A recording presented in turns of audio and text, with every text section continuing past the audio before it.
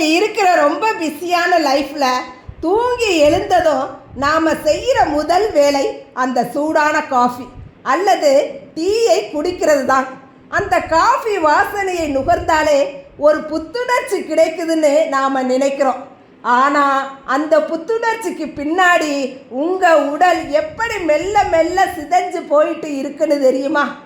அறிவியல் படி தூங்கி எழுந்திருக்கும் போது நம்ம வயிற்றில் ஜீரணத்துக்காக சுரக்கிற ஆசிட் ரொம்ப அதிகமாகவே இருக்கும்.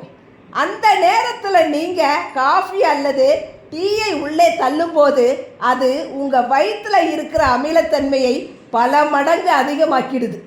இதனால் ஏற்படுறதான் இந்த அசிடிட்டி. என்னப்பா சாப்பிட்டதுக்கு அப்புறம் நெஞ்சு எரிச்சலாகவே இருக்குது அப்படின்னு நாம் புலம்புறதுக்கும் இதுதான் காரணம். இன்னொரு முக்கியமான விஷயம், காலையில் வெறும் வயிற்றில் குடிக்கிற காஃபி உங்கள் உடம்புல இருக்கிற இரும்பு சத்தை உறிஞ்சுவதை தடுத்துடும். இதனால் தான் இன்னைக்கு பலருக்கும் இரத்த சோகை, அடிக்கடி தலைமுடி கொட்டுது, காரணமே இல்லாமல் களைப்பாக இருக்குதுன்னு பல பிரச்சனைகள் வருது. நம்ம முன்னோர்கள் காலையில் எழுந்ததும் முதல்ல குடிக்க வேண்டியது தண்ணீர் தான் சொன்னாங்க.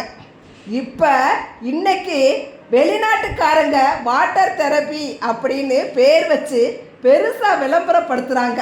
செம்பு பாத்திரத்தில் வச்ச தண்ணீரை குடிக்கிறதுனால உடம்புல இருக்கிற நச்சுக்கள் வெளியேறி உங்கள் சருமம் பளபளப்பாகும், நோய் எதிர்ப்பு சக்தி பல மடங்கு கூடும்.